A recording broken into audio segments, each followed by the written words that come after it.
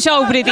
अंकिता भंडारी हत्याकांड मामला एक ऐसा मामला जो उत्तराखंड समेत पूरे देश में चर्चाओं का विषय बना हुआ है। इस मामले में अब तक कई गिरफ्तारियां हो चुकी है। मुख्य आरोपी को भी पुलिस ने अपनी हिरासत में ले लिया है। लेकिन जो आक्रोश है युवाओं में न्याय दिलाने के लिए, उस 19 साल की मासूम को न्याय दिलाने के लिए जो महज अपने सपने पूरे करने के लिए एक रिसेप्शनिस्ट की जॉब कर रही थी, लेकिन एक गलत काम के लिए उसकी जान ले ली गई, उसकी मर्डर कर दिया गया। इस मामले में अब जो पूरा देश का युवा है वो आक्रोश रैली निकाल रहा है, न्याय की मांग कर रहा है। इसी कड़ी में हल्द्वानी में भी आक्रोश रैली देखने को मिल रही है। युवाओं की ओर से आक्रोश रैली निकाली जा रही है, न्याय की मांग की जा रही है, सीबीआई की मांग की जा रही है। ये नज़ारा आप देख सकते हैं, महिलाएं, लड़कियां और जो छात्र हैं वो न्याय की मांग कर रहे हैं। वी वांट जस्टिस के नारे लगा रहे हैं। इनसे बात करते हैं और जानते हैं कि इनकी क्या मांग है। महिलाएं हैं, नमस्कार। नमस्कार। आपका नाम? मेरा नाम गीता। क्या मांग है मैम आपकी? जी, मांग क्या है? मांग है कि हमको इनको फांसी देनी चाहिए तुरंत बस हुई है। आप देख सकते हैं महिलाओं में और जो छात्राएं हैं उनमें काफी आक्रोश है। नारे आप देख सकते हैं। नमस्कार। मैं ये कहना चाहती हूँ, अगर एक हत्यारे को छोड़ा गया इस बार तो किसी भी लड़की के साथ न्याय नहीं होगा, इसलिए ये न्याय जरूर होना चाहिए। We want justice. Muskan Gupta. तो आप देख सकते हैं कि छात्राओं में कितना आक्रोश है। एक 19 साल की मासूम को न्याय दिलाने के लिए ये आक्रोश रैली निकाली गई है। ये रैली ये दिखाने के लिए काफी है कि एक जो मासूम को न्याय दिलाने की जो मांग की जा रही है उसको लेकर युवाओं में कितना आक्रोश है। तो में सीबीआई तुरंत चली जाती है, परंतु जहां भाजपा शासित प्रदेश है वहां सीबीआई आने में क्यों कतराती है, वहां सीबीआई को आने में क्या परेशानी होती है। तो हमारी पहली मांग है कि प्रदेश में राजस्व पुलिस व्यवस्था को समाप्त की जानी चाहिए। दूसरी मांग है, अंकिता हत्याकांड प्रकरण में सीबीआई जांच कर रहे दोषियों को फांसी दी जानी चाहिए, चाहे वो प्रदेश का कितना भी रसूखदार वो बड़ा नेता, वो वीआईपी या कोई और गणमान्य क्यों ना हो। प्रदेश के सभी रिसोर्ट, होम स्टे व होटलों की कड़ी नियमावली बनाकर इन सभी अवैध रूप से पनप रहे देह व्यापार पर शिकंजा कसा जाना चाहिए तथा एसटीएस को सक्रिय कर प्रदेश के बड़े पैमाने पर हो रहे मानव तस्करी पर रोक लगाई जानी चाहिए। प्रदेश में बड़े पैमाने पर अवैध रिसोर्ट बनाए जा रहे हैं। इस संदर्भ में परमिशन देने वाले विभागी हमारा एक मुख्य मांग हम आपका ध्यान इस और केंद्रित करना चाहते हैं। जो रिसोर्ट की परमिशन दी गई वो अवैध, ये हत्याकांड होने के बाद प्रकाश में आता है कि वो अवैध रिसोर्ट है। पर कौन वो संबंधित अधिकारी थे जिनके द्वारा उसकी परमिशन दी गई? कौन वो संबंधित और जिम्मेदार अधिकारी थे जिनके द्वारा वो रिसोर्ट आज तक चल रहा था, पनप रहा था, वहाँ देह व्यापार हो रहा था, वहाँ देह व्यापार के लिए फोर्स किया जा रहा था हमारी बहनों को, हमारी महिलाओं को। तो इसकी भी जांच, उच्च स्तरीय जांच होनी चाहिए और दोषी अधिकारियों, दोषी संबंधित व्यक्ति पर कार्रवाई की जानी चाहिए। और पूर्व में भी निर्भया कांड के बाद केंद्र सरकार द्वारा निर्भया कानून व महिला सुरक्षा संबंधी सभी कानून व प्रावधानों का प्रदेश स्तर पर सही से इम्प्लीमेंट किया जाए, जो अभी तक नहीं किया जा रहा है। तो इस वक्त हमारे साथ मौजूद हैं city magistrate Richa Singh. Ma'am, स्वागत है आपका JJ न्यूज़। Thank you. आज युवाओं की ओर से ये रैली निकाली गई है, क्या ये रैली थी और इसका अब आगे क्या कार्रवाई की जाएगी? देखिए, जिस तरीके से जो अंकिता भंडारी हत्याकांड हुआ है, पूरे प्रदेश में एक व्यक्ति उसके लेकर दुखी है। उसी के क्रम में आज यहाँ पे छात्र संघ के द्वारा MBPG कॉलेज से DM सर के कैंप कार्यालय तक एक रैली निकाली गई।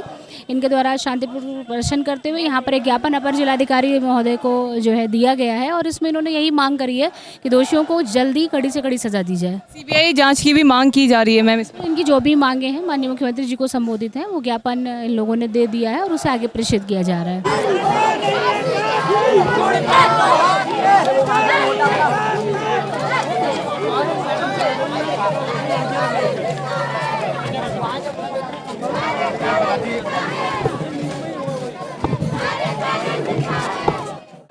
तो इस वक्त हमारे साथ मौजूद हैं हल्द्वानी के SP सिटी हरबंस सिंह। आज जो छात्रों की ओर से रैली निकाली गई है, इतनी महा आक्रोश रैली इनकी ओर से निकाली गई है, किस तरह से रूट डाइवर्ट किया गया है, क्या कुछ पूरा प्लान था?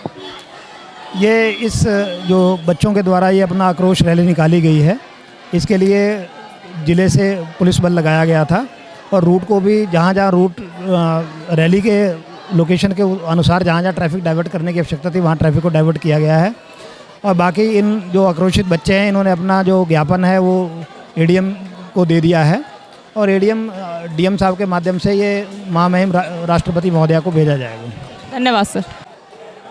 ठीक है, नमस्कार सर। नमस्कार। आज छात्रों की ओर से अंकिता भंडारी हत्याकांड में रैली निकाली गई है। ज्ञापन यहाँ प्रस्तुत किया गया है जिलाधिकारी के माध्यम से, इसको हम आज ही शासन को भेज रहे हैं और उच्च स्तर पर जो भी निर्णय इस पर लिया जाएगा। नमस्कार। मेरा नाम प्रियंका बिश्य है। हम चाहते हैं कि अंकिता को इंसाफ मिला। आज एक लड़की के साथ हुआ है, पता नहीं कल कितनों के साथ होगा। वो नेता का बेटा हो, किसी का बेटा हो, हमें इंसाफ चाहिए तो चाहिए। हम लड़कियां साथ नहीं बैठेंगे। आज एक के साथ हुआ, बाद में बहुत जनों के साथ होगा, इसलिए हम लड़कियां बिल्कुल चुप नहीं बैठेंगी। नमस्कार जी नमस्कार, आपका नाम? मेरा नाम लाल सिंह पंवार। अंकिता भंडारी को न्याय दिलाने के लिए आपकी ओर से रैली निकाली गई है, क्या इसका निष्कर्ष निकला और क्या किया गया था? देखिए, आज अंकिता भंडारी को प्रदेश में न्याय दिलाने के लिए एमबीपीजी कॉलेज के पूर्व और वर्तमान के सभी छात्र नेताओं द्वारा एक सामूहिक रूप से शांतिपूर्वक आज आक्रोश निकाला गया, जो मन में आग लिए डीएम कार्यालय तक आज पहुंचे सभी युवा। और हम समस्त युवाओं की तरफ से आज प्रदेश सरकार को एक चेतावनी और एक मांग हमारे द्वारा करी गई है कि इस प्रदेश में इस प्रकार के जघन्य अपराधियों के लिए कठोर से कठोर कानून की आवश्यकता है। यदि प्रशासन और सरकार अपना कार्य निष्ठापूर्वक नहीं करती है तो प्रदेश की महिलाओं और प्रदेश के युवाओं को मजबूरन रोडों पर आना पड़ेगा, सड़कों पर आना पड़ेगा और पूरे प्रदेश को कहीं ना कहीं कभी ना कभी जाम होना पड़ेगा। तो इसमें जो सरकार प्रशासन की ओर से बुलडोजर चलाया गया उनके रिजॉर्ट में, क्या इसको एक कार्रवाई मानने हैं या फिर सबूत छुपाने का एक वो मानने हैं? देखिए, शुरू से ही इस प्रकरण में प्रदेश सरकार और प्रदेश शासन द्वारा कहीं ना कहीं संदेह के घेरे में प्रशासन हर वक्त आता है, क्योंकि राजस्व पुलिस दारवा जब पीड़िता के पिताजी जब पुलिस में अपनी शिकायत करने के लिए गए थे तो वहाँ उन्हें टालमटोली करी गई और जबकि आरोपियों की उनसे पूर्व एफआईआर दर्ज कर दी गई। तो कहीं ना कहीं ये सभी चीज़ें संदेह के घेरे में आती हैं। आखिर वो कौन वीआईपी था जिसको संरक्षण के लिए इस प्रकार से इस घटना को दबाया या कुचला जा रहा है? हम ये जानना चाहते हैं कि उस वीआईपी का नाम उजागर हो और उससे पूर्व भी इस प्रकार के कौन वीआईपी उस रिजॉर्ट में या प्रदेश के अन्य रिजॉर्टों में इस प्रकार से आते हैं, जिसके लिए मजबूरन हमारे प्रदेश के रिजॉर्टों में उन महिलाओं को तार होना पड़ता है। इसमें आपकी ओर से सीबीआई जांच की मांग की गई है। अगर सीबीआई को जांच नहीं सौंपी जाती है तो आगे की क्या कार्रवाई होगी?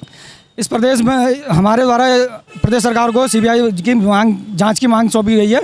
यदि सीबीआई हमारे इस प्रदेश में नहीं आती है तो, क्योंकि हमने पूर्व में भी देखा है कि जहां गैर भाजपा शासित प्रदेशों में सीबीआई तुरंत और हर मुद्दों पर सीबीआई आगे आती है, परंतु हमारे देश के जिन प्रदेशों में भाजपा शासित सरकारें हैं वहाँ पर सीबीआई आने में क्यों कतराती है, वहाँ सीबीआई क्यों नहीं आ पाती है? ये हमारा एक बड़ा अहम सवाल प्रदेश सरकार द्वारा हमारी एक अहम प्रदेश सरकार द्वारा एक मांग है।